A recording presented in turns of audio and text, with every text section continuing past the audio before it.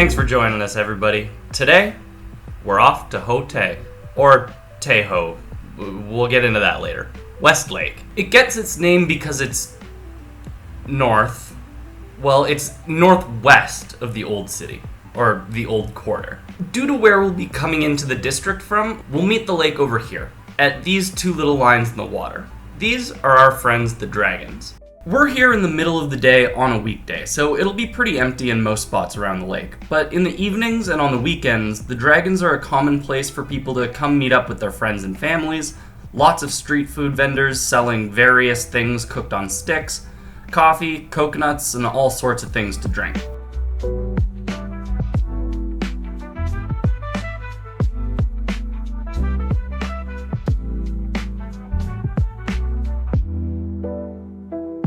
These little marble placards were set up all around the city a few years back to commemorate the 1,000-year anniversary of the modern city being founded.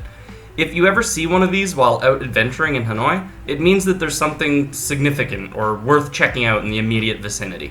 In this case, dragons.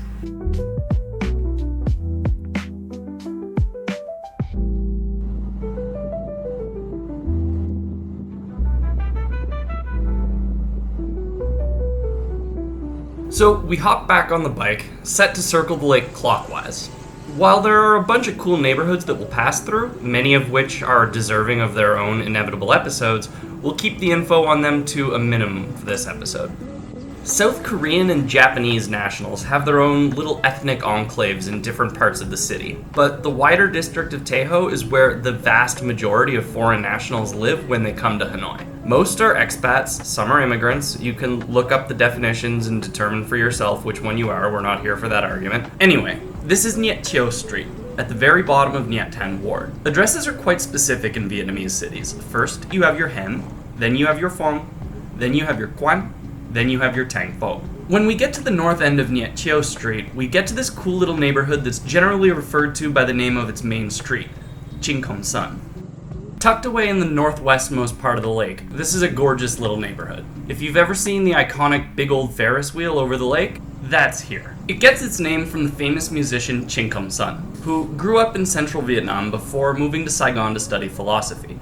His music was influenced by American anti-war music, which was ironically imported by American draftees themselves. The pacifist sentiments of his music initially earned him some ire from both sides during the war, and he was censored by both sides at various times. Though now, he's extremely respected, even considered Vietnam's first quote-unquote modern musician.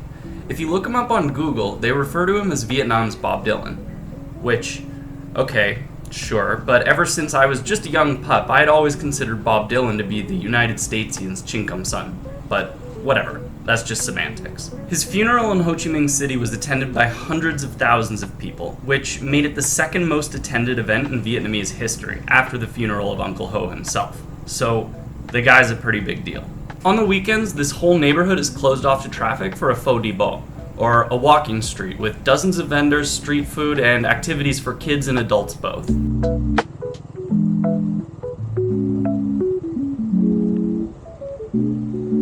We shot this during November, so unfortunately we're out of season, but these small lakes here are lotus farms that are a pretty famous place among locals to come for photos. When we do the feature episode on this place and the person, we'll make sure to shoot it in midsummer. The south side of this neighborhood overlooks the main lake, and it has this gourmet buffet restaurant called Sen. Not cheap, but the food is incredible, so we highly recommend. Ironically, it also has Hanoi's only free wall for graffiti with a lot of great work. There's also some famous cafes along this stretch, mostly just places for selfies, but you can't go wrong with coffee in Vietnam. So, go ahead, check in D. Now, once we make it around this corner, we'll get a nice clear view of this part of the city here. This is the part of Ho Tay district that most people will think of when you say Tay Ho. And this is as good a time as any to explain why we've been using the names Ho Tay and Tay Ho interchangeably so far. If you've taken it upon yourself to learn Vietnamese, good for you. And I'm sorry, because it's hard.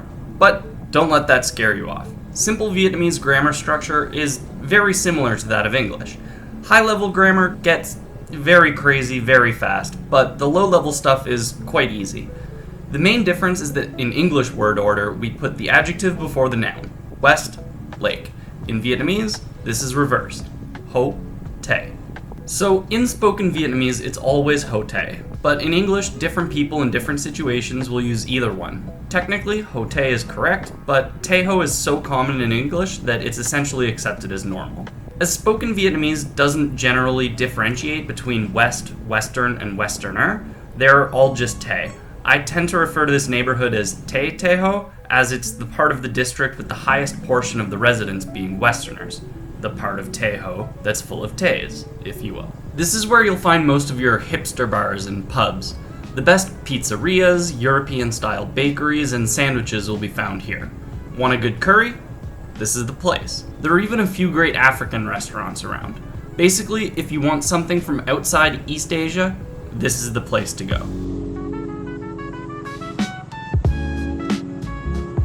Around this next corner, we'll come across a place called Dam Dong. And as you can see from these satellite images, it used to be a little enclosed lake of its own and was another lotus farm. While there are still a couple of small ponds for lotuses, most of it's been filled in now to make for a new park. Quite a romantic little spot to hang out in the evenings when it's all lit up.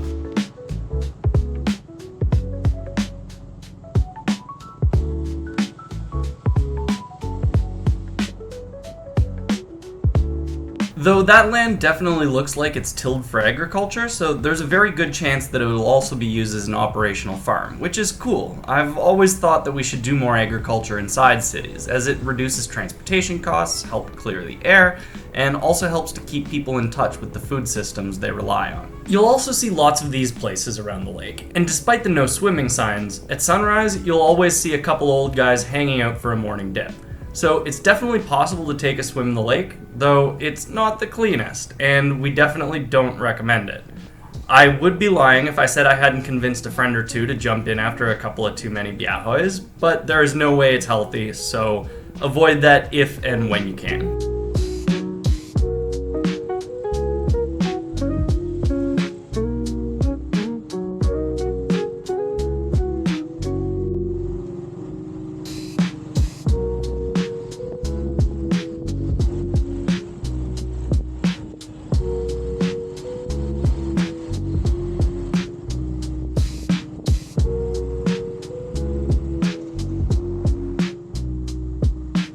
We should also say that if you're ever this deep into the Tay hole, you have a relatively fat stack of dong burning a hole in your pocket, and you have a craving for some excellent Tay food, may we suggest a meal and a brew at the Turtle Lake, situated right here beside this lake called... not Turtle Lake actually, that's Dam Chi. And on the other side, we have this little park area that's mostly empty at the moment, but on the weekends is usually filled with people picnicking, kids flying kites, all sorts of wholesome, nice stuff. Now, this brings us up to this next corner, and when we turn onto it, we get to a street which is famous for bang thom, a quintessentially Hanoian street dish meaning shrimp cake, because that's very much what it is, and this is very much the best place to get it. At the end of this road, at the very, very tip of these peninsulas, we get to Phu Tay Ho. First interesting fact is that the name uses the backwards grammatical structure that we talked about, Tay Ho instead of Ho Tay. And the second cool fact is that this is a palatial temple dedicated to the mother goddess Princess Liu Hang, which is way beyond my level of Buddhist theological knowledge to know what means. And if we head just a little bit further down this way, we'll get to the second gate. Now, being a dog, and being as respectful as I am respectable, I will not go show you the insides. You can check that out for yourselves. That is assuming that you yourselves are not also dogs. I don't know.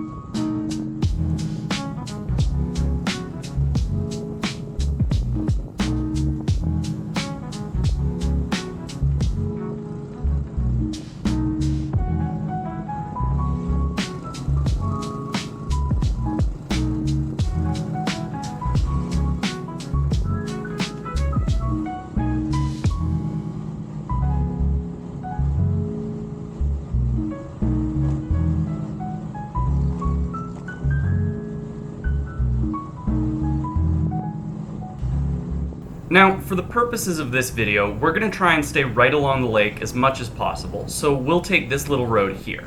But above it is this important one, Swanzio. The moment I put that name up on screen, I realized it's a bit intimidating if you don't know how the Vietnamese alphabet works. We touched in a previous video on X being pronounced somewhere between the S and SH sounds, but Vietnamese also has both a hard D and a soft D, which is pronounced as a Z sound. So, it's pronounced something like Swanzio. Now, back to our beautiful, sunny, happy day around the lake where absolutely nothing could possibly go wrong. Ah, god damn, yeah, that's a flat. In possibly the worst place in the city to get one. Since there are so many foreigners here, this is where you're most likely to get foreigner pricing or just straight up scammed, regardless of whether you can speak Vietnamese or not. Once we had that fixed, we head down onto the first of the minor peninsulas. This one is generally referred to as Tay Ho, as that's the main road that goes around it. It's a quiet little neighborhood for the most part, but dominated by two big fancy pants hotels.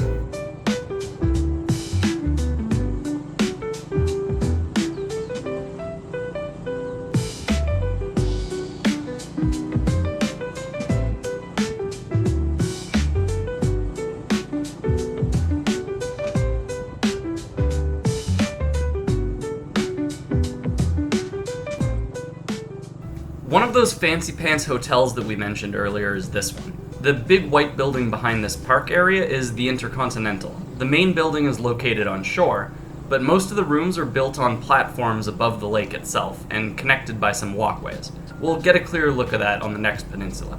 But it also looks pretty cool from above.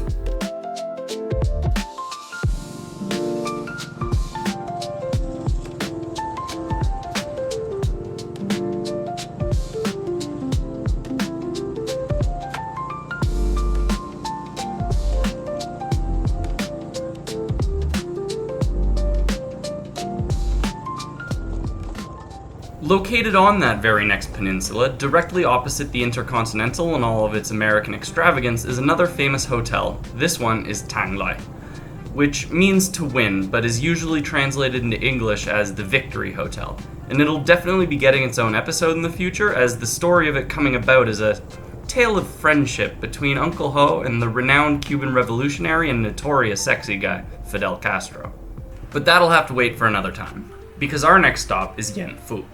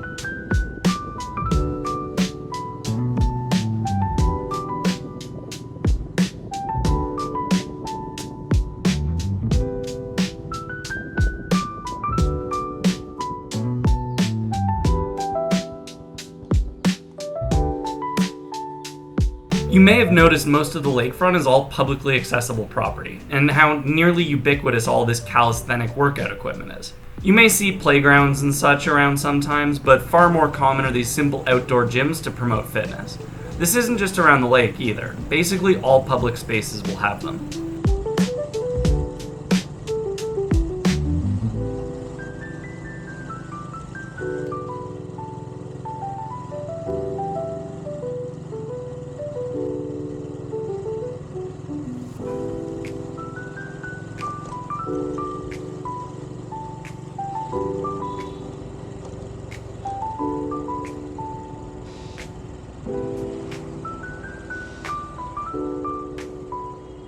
Once we make it to the end of this road, we'll get to Thanh Yen Street. This is a causeway between West Lake on the west side, obviously, and Chuk Bak Lake on the east side, and they are technically two different lakes. Chuk Bak has a famous beer brand named after it, and you can get these cute little swan pedal boats to ride around in on the lake. Chuk Bak is also the lake that esteemed war criminal John McCain took a swim in before his famous stay at the Hanoi Hilton.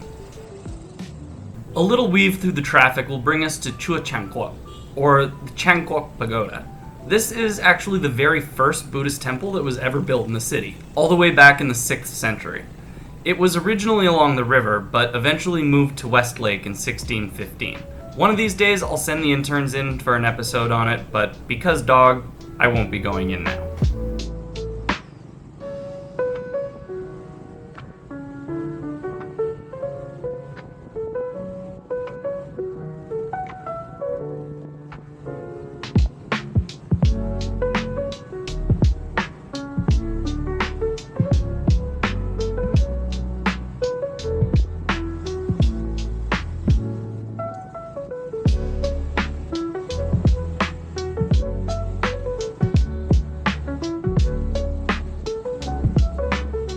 We could carry on straight and head towards the mausoleum, but keeping focused on the lake, we'll hang a right here onto Nguyen Ding Ti and make our way along the bottom of the lake. I've been trying to convince the interns to pony up some money to let me buy this abandoned building on the right to open a tapas gastrobar for dogs, but they insist that since they're interns and I don't pay them anything, that they're too poor to invest in my operation. So if any viewers want to float a dog $20 billion or so, let me know in the comments.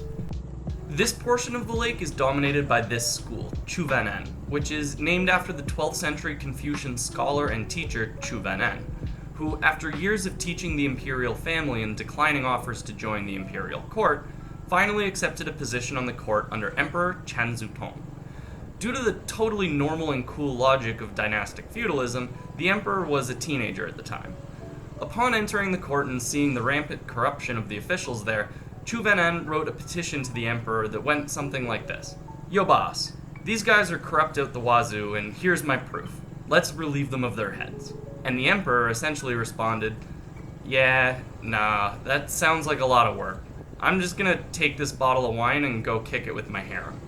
After this, Chu Vanen resigned from the court and returned to teaching.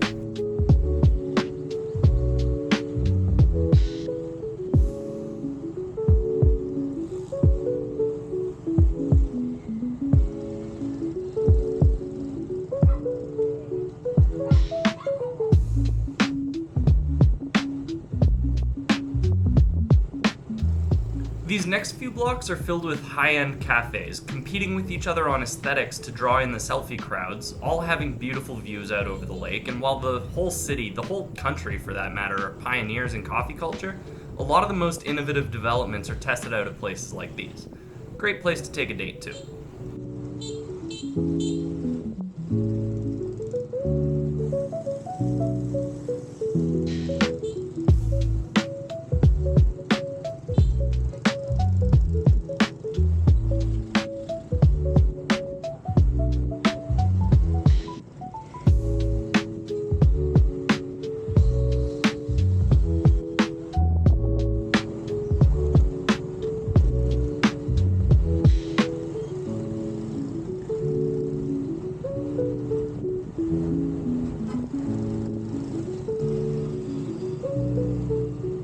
Once you go through this roundabout, you'll find yourself on Chiksai Street. This is the one that runs up the lower half of the west side of the lake. Lots of great cafes along here as well, of course, but the sidewalk on the right was extended out a few years back and is now a huge long park along the lakeside that runs for about 1 kilometer or so. Perfect place for a nice relaxing walk after that date. Or, even better, take your dog for a walk. You know what? That's actually a great idea. So I beckon the intern to pull over so that I can go pee on some stuff and he can fiddle with the other intern's camera and try not to suck so bad at using it.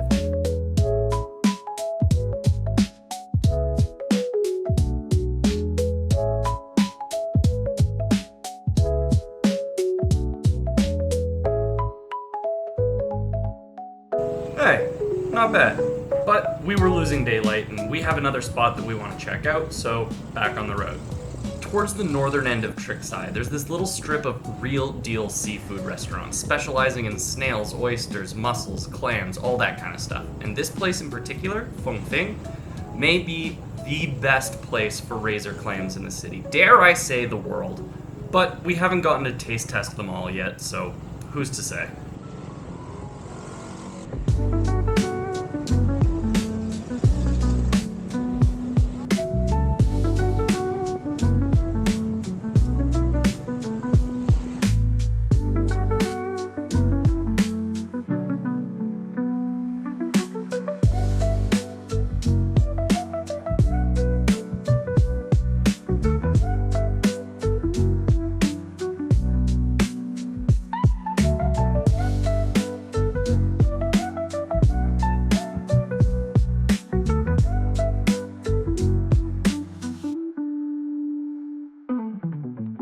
Continuing on. The Vietnamese education system is imperfect, as all are. Too much theory, not enough practical application is what all the students will tell you about it if you ask. But one thing they definitely do is not skimp on schools. This is a kindergarten, for God's sake. One of my interns went to school in a mobile trailer just outside the capital of the Maple Republic. Anyway, once we make it across this little strip of road, which, oddly enough, is the only part of Lac Long Quan that actually touches the lake, we'll make it to Tay Ho, which is our final road that will bring us back to the Dragons.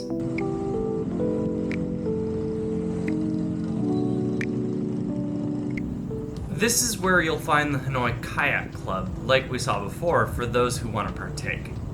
There's another beautiful temple that I'm not allowed in, and if you can imagine such a thing, more cafes.